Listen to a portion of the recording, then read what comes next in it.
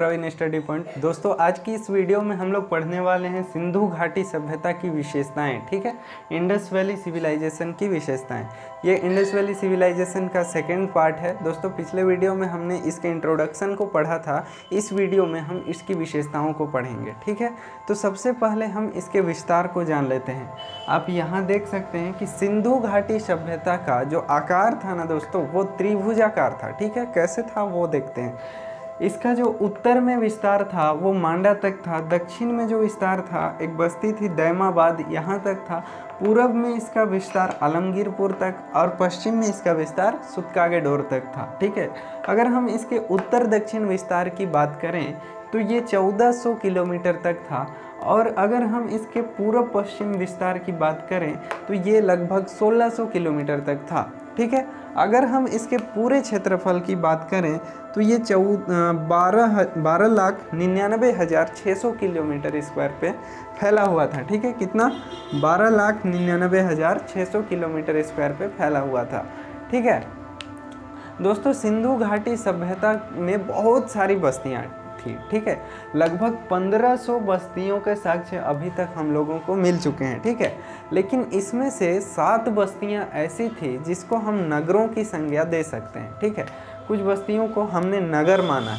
ठीक है, जैसे इसमें पहला नगर जो है वो हड़प्पा है। 7 नगरों के नाम हम जान लेते हैं। ठीक है, सबसे पहले हड़प्पा जो कि पाकिस्तान में है, रावी नदी के किनारे। ठीक है, दूसरा जो नगर है वो है मोहनजोदाड़ो, पाकिस्तान में है और ये है सिंधु नदी के किनारे। तीसरा नगर है चन्हूदड़ो जो पाकिस्तान में है, सिंधु नदी के किनारे ये भी। ठीक है, अगला है लोथल जो कि गुजरात में है, भोगवा नदी के किनारे। अगला है कालीबंगा, राजस्थान में है, सरस्वती नदी के किनारे। अगला बनवाली, हरियाणा में है, रंगोई नदी के किनारे। अगला है धौलावीरा जो कि गुजरात में है, लूनी नदी के किनारे। ठीक है, तो इस तरह से 7 नगर जो थे वो थे सिंधु घाटी सभ्यता में, और हम इनकी विशेषताओं को भी पढ़ेंगे। ठीक है दोस्तों, यहाँ पे जो 7 नगर थे तो इनको नगर क्यों कहा गया? ठीक है, इन नगरों का नियोजन कैसे होता था, इनको प्लानिंग करके कैसे बनाया जाता था वो देखते हैं। दोस्तों यहाँ के जितने भी नगर हम लोग को मिले हैं ना, वो बहुत ज़्यादा डेवलप थे, बहुत ज़्यादा विकसित थे। ठीक है, तो वो विकसित कैसे थे वो देखिए। दोस्तों यहाँ के सारे नगर प्री प्लान्ड सिटी थे। ठीक है, प्री प्लान्ड सिटी का मतलब है पहले से उसको प्लानिंग करके बनाया गया था। ठीक है, यहाँ पे वो कैसे था वो देखिए। यहाँ का जो नगर नियोजन था, सबसे पहले हम जानते हैं सिंधु घाटी सभ्यता का नगर नियोजन। ठीक है, नगर नियोजन कैसा था, नगरों का नियोजन कैसा था, मतलब नगर को बनाया कैसे जाता था, तो उसमें सबसे पहला जो आता है वो है, इन नगरों को 2 पार्ट्स में हम डिवाइड करके देखते हैं। मतलब ये जो नगर थे ना सिंधु घाटी सभ्यता के, यानी इंडस वैली सिविलाइजेशन के, वहाँ जब उत्खनन हुआ तो वहाँ जो एक नगर था, एक ही नगर के हम लोग को 2 पार्ट मिले। ठीक है, जैसे यहाँ देख सकते हैं आप कि ये दोनों एक ही नगर का पार्ट है। ठीक है, लेकिन एक टीला कुछ ऊपरी भाग में मिला और एक टीला कुछ निचले भाग में मिला। ठीक है, तो इसको हम लोग दुर्ग टीला कहते हैं और इसको हम लोग निचला नगर कहते हैं। ठीक है, तो दुर्ग में क्या था ना कि उसको कुछ चबूतरों से ऊपर कर दिया जाता था, चबूतरा बना के, और उसके ऊपर कंस्ट्रक्शन किया गया था। और ये जो दुर्ग होता था वो फोर्टिफाइड स्ट्रक्चर होता था। ज़्यादातर दुर्ग फोर्टिफाइड स्ट्रक्चर मतलब किलेबंदी की जाती थी इसकी। और यहाँ पे ऐसा माना जाता है कि बड़े लोग रहते थे, जैसे पुरोहित वर्ग या फिर शासक वर्ग यहाँ पे रहा करते थे। ठीक है ना, यहाँ पे बहुत सारे ऐसे स्ट्रक्चर मिले हैं जो निचले नगर के सहयोग करने समय यूज होते हैं। जैसे मान लीजिए निचले नगर में फ्लड्स आ गया तो दुर्ग टीला में हम लोग को बहुत सारे नगरों में अनाज के कोठार मिले हैं। ठीक है, बड़े बड़े। तो ऐसा लगता है, ऐसा माना जाता है कि वहाँ से जब फ्लड्स आ जाता था या कुछ आ जाता था समस्या, ये जो निचला नगर था उसमें, तो वहाँ से सहयोग राशि दी जाती थी। सहयोग राशि का मतलब है सहयोग के लिए कुछ अनाज यहाँ पे ट्रांसफ़र किए जाते थे, बांटे जाते थे, जिससे इसका भी जीवन सही सलामत चलता था। ठीक है, तो इस तरह से था दुर्ग नगर। ठीक है, लेकिन निचला नगर कैसा था, तो यहाँ पे जो प्रोफेशनल वर्कर्स होते थे ना, वो लोग निचले नगर में रहा करते थे। ठीक है। जैसे यहाँ पे शिल्पकार रहा करते थे, वास्तुकार रहा करते थे, व्यापारी रहा करते थे, और जितना भी व्यवसाय वाला काम होता था ना, मतलब जितने सामान्य नागरिक थे वो सारे के सारे ये निचले नगर में रहते थे। इसका जो कंस्ट्रक्शन होता था वो नीचे होता था, लेकिन इसमें भी बहुत विकसित कंस्ट्रक्शन था। ये निचले नगर को भी बहुत विकसित तरीके से, मतलब बहुत अच्छे तरीके से कंस्ट्रक्ट किया गया था, और इसका जो कंस्ट्रक्शन का स्किल है वो आज भी वर्तमान समय के लिए भी एक उदाहरण प्रस्तुत करता है। ठीक है, ऐसा लगता है मानो इतने पुराने समय में इतने अच्छे तरीके से कंस्ट्रक्ट कैसे किया गया होगा, ये सब अविश्वसनीय तरह का लगता है। ठीक है, तो नगर नियोजन में हमने पहला देखा कि दुर्ग और निचला शहर होता था। दूसरा हम देखेंगे इसमें ग्रिड पद्धति का यूज होता था, जैसे ग्रिड सिस्टम का यूज होता था। तो ये ग्रिड सिस्टम क्या है? तो दोस्तों मान लीजिए ये जो है ना, ये एक पूरा नगर है किसी हड़प्पा सभ्यता का, ये कोई नगर है मान लीजिए। ठीक है, तो इसमें जो रोड्स होते थे ना, सड़क, ठीक है, उन सड़कों को इस तरह बनाया गया था कि वो एक जालनुमा स्ट्रक्चर बनाते थे। ठीक है, इसीलिए इसे हम लोग ग्रिड पद्धति से बनाया गया सड़क या फिर ग्रिड सिस्टम कहते हैं। ठीक है, तो इसमें क्या होता था, जैसे एक मुख्य सड़क यहाँ पे होती थी। ठीक है, मुख्य सड़क जो है ये है मुख्य सड़क। उसके बाद छोटी छोटी सड़कें, इनको इस तरह से एक दूसरे को, हर सड़क एक दूसरे को समकोण पर काटती थी। ठीक है, 90 डिग्री एंगल पर। और इससे क्या होता था ना कि हर गली मुख्य सड़क से जाकर मिलती थी। जैसे देखिए यहाँ पे हर गली मुख्य सड़क से जाकर मिली है। ठीक है, तो ये एक बहुत बड़ी बात होती है। पहले से प्लानिंग, इसका मतलब क्या है कि यहाँ पे पहले से प्लानिंग करके बनाया गया था, नहीं तो सब अपना अपना घर बना देता। मान लीजिए कोई यहाँ घर बनाया, फिर घर बनाया, फिर घर बनाया, तो अपने से बना हुआ शहर जो होता है उसमें इस तरह का सिस्टम कभी भी नहीं मिलेगा। ठीक है, जैसे अब अभी के भी बहुत सारे शहर ऐसे हैं जिसमें ऐसा सिस्टम नहीं है। यहाँ के जो शहर हैं, जैसे भारत देश के बहुत सारे, जैसे झारखंड के भी बहुत सारे ऐसे शहर हैं जिसमें ग्रिड सिस्टम नहीं है, मतलब वो सारे के सारे अपने से बने हुए नगर। ठीक है ना, तो यहाँ क्या होता है ना ऐसे नगरों में कि आप किसी गली में घुस गए तो कोई गारंटी नहीं है कि आप सड़क पे ही निकलिएगा, आप कहीं भी निकल सकते हैं, किसी के घर में भी घुस सकते हैं। ठीक है, तो इस तरह की चीज़ें होती है। लेकिन यहाँ का जो सिस्टम था, आप एक बार किसी गली में घुस गए और उसमें आप सीधी रास्ता में, मतलब सीधे रास्ते में चल रहे हैं। ठीक है, तो ये पक्का है कि आप मुख्य सड़क में पहुँच जाएंगे। ठीक है, तो इस तरह की चीज़ें यहाँ पे सिंधु घाटी सभ्यता में थी। तो यहाँ पे हमने ग्रिड सिस्टम भी, यानी ग्रिड पद्धति भी देख लिया। ठीक है, तो दोस्तों अब हम लोग विशाल स्नानागार के बारे में पढ़ते हैं, जो कि मोहनजोदाड़ो का सबसे महत्वपूर्ण स्थल था। ठीक है, ये मोहनजोदाड़ो के दुर्ग टीले में मिला था। और इसका अगर हम लोग स्ट्रक्चर की बात करें तो ये मोहनजोदाड़ो का जो स्नानागार है वो, उसकी लंबाई 11.88 मीटर थी, इसकी चौड़ाई 7.01 मीटर थी, और इसका जो डीप था वो 2.43 मीटर था। ठीक है, तो इस तरह से मोहनजोदाड़ो का स्ट्रक्चर था। लेकिन अगर हम इस स्नानागार को ध्यान से देखें तो इसके दोनों शीर्ष में सर से लेके पूरे तल तक सीढ़ियाँ थी। ठीक है, इसका पूरा सर से लेके तल तक सीढ़ी था इसमें। ठीक है, और इसके बगल में कुछ रूम्स बने हुए थे, घर बने हुए थे, मतलब जैसे एज अ बाथरूम बने हुए थे। अगर आप उसमें यहाँ नहाते हैं तो फिर यहाँ कपड़े चेंज कर सकते हैं। इस तरीके से इस सीक्वेंस में बने हुए थे।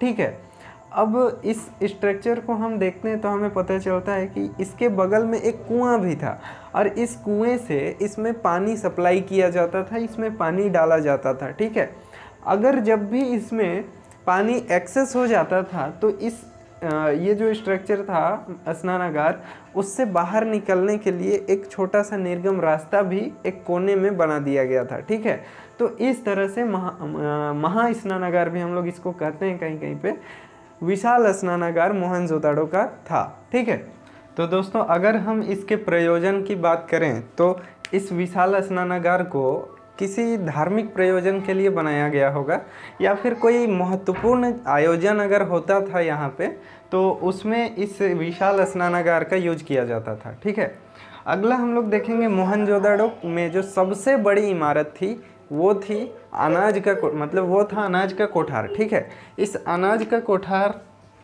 को अगर हम लोग माप कर देखें तो ये अनाज का कोठार जो हमें मिला है मोहनजोदड़ो में वो 45.71 मीटर लंबा है और 15.23 मीटर चौड़ा है। ठीक है, हड़प्पा में इसी तरह के 12 अनाज के कोठार मिले हैं जो कि एक ही चबूतरे में 2 पंक्तियों में 6-6 करके बने हैं। ठीक है, लेकिन इसमें एक कमरा जो है यानी कि एक कोठार जो है उसका लंबाई है 15.23 मीटर और इसका चौड़ाई है 6.09 मीटर। ठीक है, लेकिन ये जो मोहनजोदड़ो का एक कोठार है, एक अनाज कोठार है, ठीक है, और हड़प्पा का 12 अनाज कोठार है। ठीक है, ये दोनों का एरिया जो है ना वो लगभग सेम है। तो सोचिए वो कितना बड़ा रहा होगा मोहनजोदड़ो का अनाज कोठार।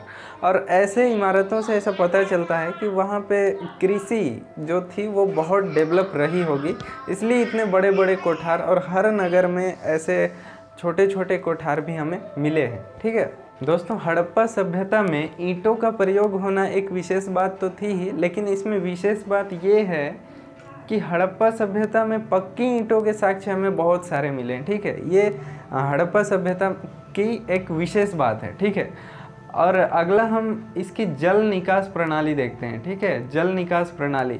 दोस्तों, हड़प्पा सभ्यता में जल निकास प्रणाली जो थी वो बहुत अद्भुत थी। ठीक है, बहुत अनोखी थी। जैसे इतने पुराने समय में भी यहाँ के जो मकान होते थे ना, वहाँ पे बाथरूम्स हुआ करते थे और अपना जो आंगन होता था उसमें स्नान घर हुआ करते थे और बहुत सारी चीज़ें। ठीक है, जो भी, लेकिन उनके घरों से पानी जो निकलता था वो पानी, जैसे मान लीजिए ये घर है, ये पूरा सड़क है और ये नाली है। ठीक है, एक किनारे में, जैसे आजकल भी नगरों में होता है, तो ये घर का पानी इस सड़क की नाली में चला जाता था। ये इस तरह आगे बढ़ता था और आगे बढ़ते बढ़ते मान लीजिए ये एक बड़ा नाला है। ठीक है, बड़ा नाला है। ठीक है, ये बड़े नाले में मिल जाता था और ये जो नालियाँ थी ना वो पत्थर के स्लैब से, स्टोन ऑफ स्लैब से ढकी होती थी। ठीक है, ढकी हुई नालियाँ थी। अब बीच बीच में मैन होल भी दिए हुए थे, जैसे यहाँ पे मैन होल दिया हो, इस तरह से था। ठीक है, इससे मतलब इससे नालियों को साफ़ किया जाता था। तो यहाँ पे जल निकास प्रणाली इतनी सुदृढ़ थी, इतनी अनोखी थी कि कुछ कहा नहीं जा सकता। ठीक है, और इस समय की जितनी भी समकालीन संस्कृतियाँ थी, जितनी भी समकालीन सभ्यता थी, उसमें सबसे विलक्षण जो जल निकास प्रणाली है वो सिंधु घाटी सभ्यता की ही दिखाई पड़ती है। ठीक है दोस्तों, यहाँ पे कालीबंगा में बहुत सारे घरों में अपने कुएं मिले हैं, वहाँ के घर के अपने कुएं मतलब निजी कुएं। ठीक है, अब बनवाली में बहुत सारे मैनहोल के भी साक्ष्य मिले हैं। ठीक है, तो इन्हीं साक्ष्यों से पता लगाया जाता है कि किस तरह से जल निकास प्रणाली थी। दोस्तों, अगर हम इसके कृषि के क्षेत्र की बात करें तो दोस्तों मैं आपको एक बात बता दूं कि ये जो सिंधु घाटी वाला जो एरिया है वो आज बिल्कुल भी मतलब फर्टाइल है, लेकिन वहाँ पे वर्षा कम हो गई है क्योंकि वहाँ पे वनस्पतियों का कटाव बहुत ज़्यादा हुआ, इसलिए अब वहाँ पे वर्षा लगभग 15 सेंटीमीटर होती है। ठीक है, लेकिन एक बार यहाँ पे सिकंदर के साथ उसका एक इतिहासकार आया था और उसके द्वारा बताए गए साक्ष्य से पता चलता है, उसने कहा था कि ये जो सिंधु घाटी वाला एरिया है, ये जो सिंधु वाला एरिया है वो देश का एक उपजाऊ क्षेत्र है। ठीक है, तो उस साक्ष्य से हमें पता चलता है कि ये पहले के टाइम पीरियड में बहुत उपजाऊ रहा होगा। ठीक है, और यहाँ का जो डेवलपमेंट था उससे भी हम अनुमान लगाते हैं कि ये ज़रूर उपजाऊ वाला एरिया रहा होगा। ठीक है, तो यहाँ पे क्या होता था ना कि बाढ़ बहुत ज़्यादा आती थी, वो हमें शहरों में, नगरों में दीवार खड़े किए गए हैं बड़े बड़े बाढ़ से बचने के लिए, तो उससे हम लोग को पता चलता है कि यहाँ हर साल लगभग बाढ़ आते रहता था। ठीक है, लेकिन बाढ़ आता था और बाढ़ जब उतर जाती थी ना, बाढ़ आकर जब बाढ़ उतर जाती थी तो आपको पता होगा कि कोई भी नदी में जब बाढ़ आता है तो वो अपने साथ मिट्टी को लेकर चलती है। ठीक है, और जब बाढ़ उतर जाती है तो वहाँ पे मिट्टी का जमाव हो जाता है और वो जो मिट्टी होती है ना वो जलोढ़ मृदा होती है जो कि बहुत उपजाऊ होती है। ठीक है, जिसमें खेती करना बहुत अच्छा माना जाता है, बहुत उपजाऊ मृदा होती है। ठीक है, तो यहाँ सिंधु घाटी सभ्यता में भी यही होता था। सिंधु नदी में और उसकी बहुत सारी सहायक नदियों में बाढ़ आते रहता था। ठीक है, और बाढ़ के वजह से क्या होता था कि वहाँ पे जलोढ़ मृदा बैठ जाती थी वहाँ की ज़मीन में, ठीक है।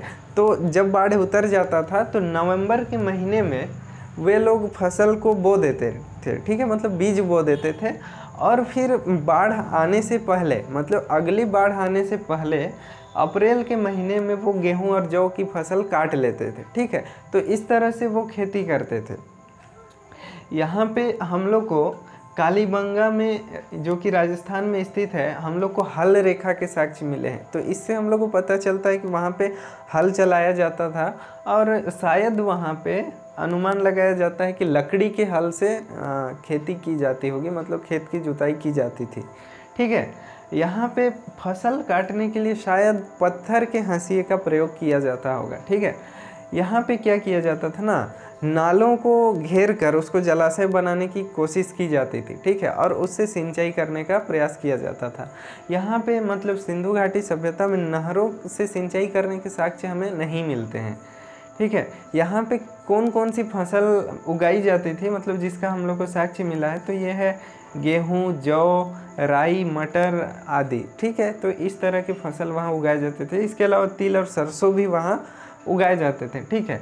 इसके अलावा जो याद रखने वाला पॉइंट है इस टॉपिक में, वो लोथल में 1800 BC में हम लोग को यहाँ पे चावल के साक्ष्य भी मिले हैं। तो 1800 BC में लोथल में चावल उगाना शुरू हो गया था, मतलब यहाँ के लोग चावल उगाना शुरू कर दिए थे, ठीक है ना। एक सबसे इम्पोर्टेंट बात है दोस्तों, मतलब इस टॉपिक में, कि सबसे पहले कपास जो होता है, कपास एक फसल है, ठीक है, उससे जो प्रोडक्ट तैयार होता है तो उससे कपड़ा बनाया जाता है, धागा तैयार किया जाता है, ठीक है। तो ये एक फाइब्रिक पौधा है मान लीजिए, मतलब फाइबर बनाया जाता है, तो फिर इसी से बनाया जाता है, तो इसकी खेती होती थी, ठीक है। तो कपास की खेती सबसे पहले हम लोग को कहाँ पे मिलती है, तो सिंधु घाटी सभ्यता में, मतलब सबसे पहले खेती कपास की इसी टाइम पीरियड से शुरू हुई थी, ठीक है। तो कपास की शुरुआत भी हम यहीं से मानते हैं, ठीक है। और ये इतना फेमस था उस समय कि यहाँ पे जब यूनानी लोग आए ना, तो यूनानी लोगों ने इसका नाम इसी कपास के वजह से सिंडन रख दिया था, ठीक है। मतलब सिंधु घाटी सभ्यता को उन लोगों ने सिंडन कहा, जो कि सिंधु शब्द से भी मिलता जुलता है, सिंधु शब्द से ही निकला है, लेकिन इसी कपास के वजह से बोला था, ठीक है। तो इस तरह से हम कृषि पढ़ लिए। अगला हम देखते हैं कि पशुपालन यहाँ पे कैसे था। दोस्तों, अगर हम लोग यहाँ के पशुपालन की बात करते हैं, तो यहाँ मिलने वाले जानवरों में बैल, गाय, भैंस, बकरी, भेड़, सूअर, कुत्ता, बिल्ली आदि थे, ठीक है। तो ये बैल पालते थे, गाय, भैंस, बकरी, भेड़, सूअर, कुत्ता, बिल्ली सब पालते थे, ठीक है। लेकिन यहाँ कुत्ता और बिल्ली जो है ना, वो शुरू से ही यहाँ पालतू बनाए जाते थे, ठीक है। यहाँ पे ऊँट और गधे के भी साक्ष्य मिले हैं, लेकिन ऐसा लगता है कि ये जो ऊँट और गधे थे, इनसे शायद बोझा ढोने का काम कराया जाता था, ठीक है। यहाँ पे घोड़े के भी अस्तित्व के हम लोग को संकेत मिलते हैं, लेकिन ये संदिग्ध है, ठीक है। यहाँ पे हम लोग को मोहनजोदड़ो के ऊपरी सतह से इसका कुछ संकेत मिलता है, और इसके साथ साथ लोथल में टेराकोटा मिली है, मतलब उसको मरण मूर्ति। टेराकोटा मतलब मैं आगे डिस्कस करूँगा। ये मिट्टी की बनाई हुई मूर्ति होती है, जिसको पका के एक बहुत अच्छे मूर्ति का शेप दिया जाता है। तो उस तरह से टेराकोटा के रूप में एक घोड़े के अस्तित्व हम लोग को मिले हैं, ठीक है। लेकिन इसकी जानकारी कंफर्म नहीं है, संदिग्ध है। लेकिन जो भी हो, लेकिन इतना ज़रूर पता है कि यहाँ की जो सभ्यता थी ना, वो हॉर्स सेंट्रिक नहीं थी, मतलब अश्व केंद्रित नहीं थी, ठीक है। यहाँ के लोगों को हाथी का ज्ञान था और गैंडे से भी परिचित थे, ठीक है। ये लोग हाथी के बारे में भी जानते थे और गैंडे से भी परिचित थे। तो चलिए, ये तो हुआ उनके पशुओं का ज्ञान कि वो लोग किन किन पशुओं को जानते थे और किन किन पशुओं को पालते थे, ठीक है। लेकिन सबसे इम्पोर्टेंट ये है, ये जानना महत्वपूर्ण है कि उनके लिए सबसे महत्वपूर्ण कौन था, ठीक है। सबसे इम्पोर्टेंट कौन सा जानवर था, ठीक है ना। तो यहाँ के बारे में ये कहा जाता है कि उस समय में सबसे इम्पोर्टेंट जो इन लोग का जानवर था, सबसे महत्वपूर्ण जानवर, वो एक सींग वाला जानवर था। अगर आपने मोहनजोदाड़ो मूवी जो थी, अगर आपने वो देखी होगी, तो उसके लास्ट में एक सीन रहता है जहाँ पे वो एक सींग वाला जानवर वाइट सा नदी में पानी पीने के लिए जाता है, ठीक है। तो वही जानवर, एक सींग वाला जानवर यहाँ बहुत इम्पोर्टेंस का था, बहुत महत्वपूर्ण था। इसको एक मुहर में भी इस तरह से चित्रित किया गया है जैसे कि इसका धार्मिक प्रयोजनों में भी, मतलब इसको एक देवता के रूप में भी माना जाता था। इस तरह से दिखाया गया है उस मुहर में, ठीक है। मतलब इसको एक पवित्र जानवर के रूप में वो लोग देखते थे, ठीक है। तो इसका सेकेंड सबसे महत्वपूर्ण जानवर जो है ये सिंधु घाटी सभ्यता के लोगों का, वो कुबड़ वाला सांड है। मतलब ये कुबड़ वाला एक सांड होता है, वो भी बहुत महत्वपूर्ण था। आगे जाकर ये सब धार्मिक जानवर बन गए। जैसे कि हिंदू जो धर्मात्मा होता है, वो अगर कुबड़ वाले सांड को किसी भीड़ में देख देता है तो फिर वो उसको रास्ता देता है, ठीक है, जाने के लिए, और उसके आगे शीश नवाता है। तो इस तरह की बातें होती हैं, ठीक है। हमारे जो पिछले कल्चर हैं, बहुत पहले के कल्चर हैं, तो उसी से चीज़ें आगे बढ़ती है और एक संस्कृति का रूप लेती है, एक समाज का निर्माण होता है, ठीक है। तो दोस्तों आज का वीडियो थोड़ा ज़्यादा लंबा हो गया है। हमने इस वीडियो में कृषि और पशुपालन के बारे में पढ़ा, और उससे पहले हम लोग नगर नियोजन इस सभ्यता का पढ़े, ठीक है। तो फिर आज का वीडियो बहुत लंबा हो जाने की वजह से आज हम लोग यहीं पे रोक देते हैं, और अगले वीडियो में यहीं से फिर हम लोग कंटिन्यू करेंगे, ठीक है। तो आज के लिए इतना ही, मिलते हैं अगले वीडियोज़ में। तब तक के लिए धन्यवाद। जय हिंद।